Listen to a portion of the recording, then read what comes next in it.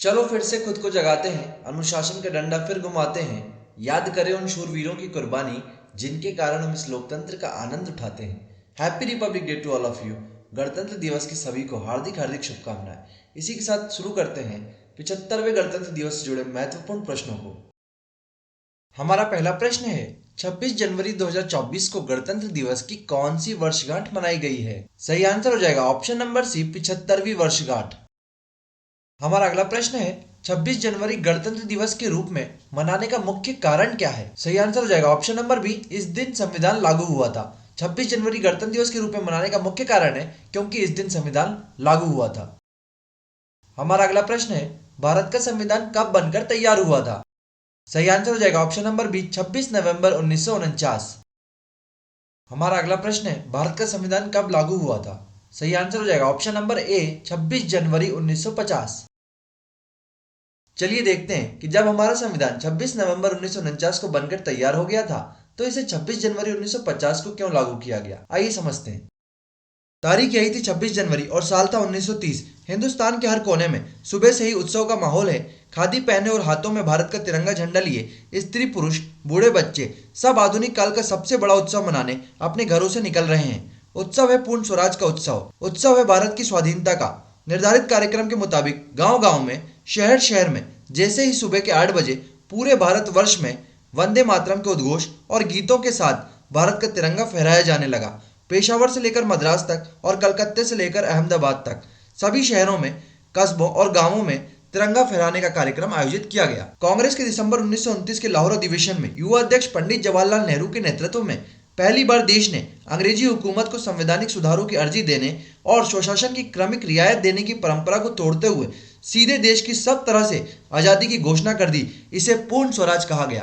पूर्ण स्वराज के इस संकल्प को जन जन तक पहुंचाने के लिए 6 जनवरी 1930 को इलाहाबाद में कांग्रेस कार्य समिति की बैठक हुई, जिसमें उसी महीने की 26 जनवरी को पूरे देश में स्वाधीनता दिवस मनाने का निर्णय लिया गया। 26 जनवरी की तारीख इसलिए तय की गई क्योंकि वह जनवरी महीने की आखिरी रविवार था। झंडा फहराने का समय भी उसी कार्य समिति में तय किया गया, सुबह के 8 बजे। सभी देशवासियों से आह्वान किया गया कि अगली 26 जनवरी को भारतीय तिरंगा फहराकर पूर्ण स्वराज के संकल्प की सिद्धि का जयघोष किया जाए। साल 1930 से आजादी मिलने तक हर साल 26 जनवरी को ही पूरे देश में स्वाधीनता दिवस के रूप में मनाया जाने लगा। अब क्योंकि हमारा देश 15 अगस्त 1947 को आजाद हो गया था, जिसे हम स्वतंत्रता दिवस के रूप में मनाने लगे, तो 26 जनवरी जिसे हम स्वाधीनता दिवस के रूप में मनाते थे, उस दिन को याद रखने के लिए ही उसी दिन भारत का संविधान लागू किया गया, जिसे हम अब गणतंत्र दिवस के रूप में मनाते हैं। हमारा अगला प्रश्न है, भारत का संविधान बनने में कितने दिन का समय लगा था? सही आंसर हो जाएगा ऑप्शन नंबर डी, 2 साल 11 महीने 18 दिन। हमारा अगला प्रश्न है, गणतंत्र दिवस 26 जनवरी पर भारत का झंडा कौन फहराते हैं? सही आंसर हो जाएगा ऑप्शन नंबर सी, राष्ट्रपति। आइए समझते हैं कि 26 जनवरी गणतंत्र दिवस के दिन राष्ट्रपति ही भारत का झंडा क्यों फहराते हैं। राजधानी दिल्ली में 26 जनवरी 1950 को पहला गणतंत्र दिवस समारोह कर्तव्य पथ राजपथ के बजाय इरविन स्टेडियम, जिसे आज मेजर ध्यानचंद नेशनल स्टेडियम के नाम से जाना जाता है, में मनाया गया था। उस दौरान स्टेडियम की चारदीवारी नहीं थी। खुले मैदान के सामने स्थित पुराना किला साफ दिखाई देता था। इसके बाद 1954 तक गणतंत्र दिवस समारोह कभी स्टेडियम, कर्तव्य पथ, लाल किला तो कभी रामलीला मैदान में मनाया गया। राजपथ, जिसे वर्तमान में कर्तव्य पथ के नाम से जाना जाता है, पर इस परंपरा की नियमित शुरुआत वर्ष 1955 से हुई। तब से आज तक गणतंत्र दिवस समारोह कर्तव्य पथ पर आयोजित किया जाता है और यहीं से भारत के राष्ट्रपति तिरंगा फहराते हैं। 26 जनवरी 1950 के दिन गवर्नमेंट हाउस कहलाने वाले मौजूदा राष्ट्रपति भवन के दरबार हॉल में राजेंद्र प्रसाद के शपथ लेने के बाद 30 तोपों की सलामी दी गई। फिर बाद में 21 तोपों की सलामी दी जाने लगी, जो कि आज तक कायम है। अब चूंकि डॉक्टर राजेंद्र प्रसाद राष्ट्रपति होने के साथ साथ संवैधानिक प्रमुख भी थे, इनका काफिला राष्ट्रपति भवन से इरविन स्टेडियम के लिए रवाना हुआ, जहां राष्ट्रपति ने झंडा फहराकर परेड की सलामी ली। तब से आज तक परंपरा के अनुसार राष्ट्रपति ही 26 जनवरी गणतंत्र दिवस के दिन झंडा फहराते हैं। यदि हम स्वतंत्रता दिवस 15 अगस्त की बात करें तो संक्षेप में समझते हैं। जब 15 अगस्त 1947 को हमारा देश स्वतंत्र हुआ, उस समय देश के मुखिया पंडित जवाहरलाल नेहरू ही थे, जिन्होंने दिल्ली के लाल किले से ध्वजारोहण कर स्वतंत्रता दिवस मनाया था। तब से लेकर आज तक स्वतंत्रता दिवस के दिन प्रधानमंत्री ही ध्वजारोहण करते हैं। हमारा अगला प्रश्न है, भारतीय संविधान में गणतंत्रात्मक व्यवस्था का प्रावधान किस देश से लिया गया है? सही आंसर हो जाएगा ऑप्शन नंबर डी, फ्रांस। गणतंत्रात्मक व्यवस्था एक राजनीतिक प्रणाली होती है जिसमें शासकीय शक्ति जनता के हाथों में होती है। इसका मतलब होता है कि एक देश में सरकार जनता के द्वारा चुनी जाती है और जनता के प्रति उनकी जिम्मेदारियों को निभाना होता है।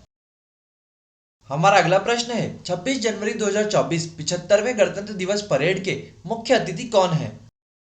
सही आंसर हो जाएगा ऑप्शन नंबर बी, फ्रांस के राष्ट्रपति इमैनुअल मैक्रोन। हमारा अगला प्रश्न है 26 जनवरी 2024 75वें गणतंत्र दिवस की थीम क्या है? सही आंसर हो जाएगा ऑप्शन नंबर ए, विकसित भारत और भारत लोकतंत्र की मातृका। हमारा अगला प्रश्न है 26 जनवरी 2024 गणतंत्र दिवस की परेड राजपथ पर आयोजित की जाती है जिसका नाम बदलकर क्या रख दिया गया है? सही आंसर है ऑप्शन सी, कर्तव्य पथ। अंग्रेजों के राज के समय राजपथ को किंग्सवे कहा जाता था। 1911 में किंग जॉर्ज पंचम दिल्ली दरबार में हिस्सा लेने के लिए यहाँ आए थे। इस दौरान कोलकाता की जगह दिल्ली को भारत ब्रिटिश शासन की राजधानी बनाने की घोषणा हुई थी। इसलिए अंग्रेजों ने किंग जॉर्ज पंचम के सम्मान में इस जगह का नाम किंग्सवे रखा था। किंग्सवे के रूप में यह ब्रिटिश हुकूमत की शाही पहचान का प्रतीक था। आजादी के बाद 1955 में इसका नाम बदलकर राजपथ किया गया। 2022 में इसका नाम फिर से बदलकर अब कर्तव्य पथ कर दिया गया है। हमारा अगला प्रश्न है 26 जनवरी गणतंत्र दिवस के दिन राष्ट्रपति को कितने तोपों की सलामी दी जाती है? सही आंसर है ऑप्शन डी, 21 तोपों की। 21 तोपों की सलामी के लिए पिछले वर्ष 2023 से स्वदेशी 105 mm फील्ड तोप का इस्तेमाल किया जाने लगा। 21 तोपों की सलामी के लिए भारतीय तोपों ने ब्रिटिश 25 पाउंडर तोपों की जगह ले ली है। हमारा अगला प्रश्न है 26 जनवरी 1950 को पहला गणतंत्र दिवस दिल्ली के इरविन स्टेडियम में आयोजित किया गया था जिसका नाम बदलकर क्या रख दिया गया है?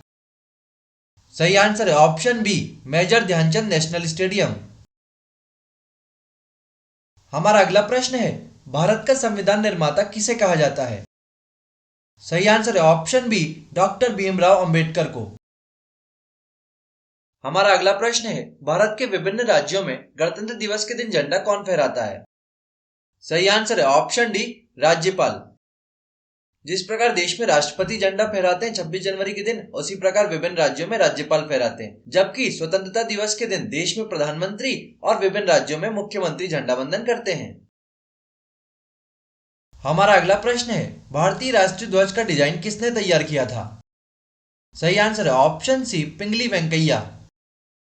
भारतीय राष्ट्रीय ध्वज तिरंगे के बारे में और अधिक जानने के लिए आप ऊपर दिए गए आई बटन पर क्लिक करके वीडियो को देख सकते हैं।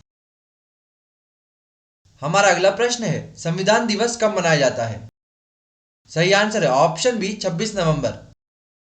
क्योंकि 26 नवंबर 1949 को हमारा संविधान बनकर तैयार हो गया था, इसलिए इस दिन को संविधान दिवस के रूप में मनाया जाता है।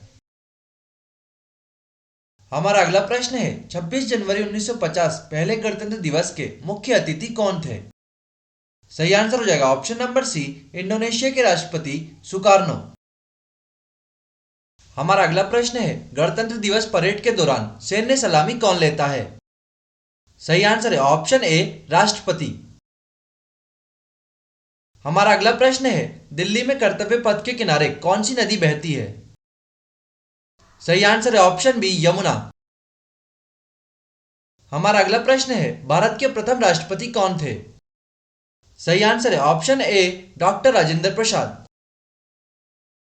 पाकिस्तान ने स्वतंत्रता दिवस तो भारत से एक दिन पहले 14 अगस्त को ही मनाने का फैसला कर लिया, लेकिन उसे संविधान बनाने के लिए बहुत दिनों तक जूझना पड़ा। भारत का संविधान 26 नवंबर 1949 को बनकर तैयार हो गया।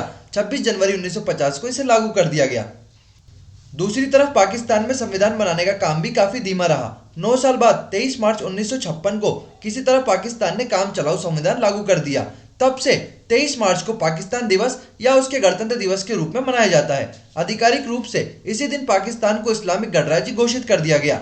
हालांकि पाकिस्तान अपने संविधान को अंतिम रूप 1973 में दे पाया, यानी भारत के बाद उसे 2 दशक तो केवल संविधान बनाने और लागू करने में लग गए।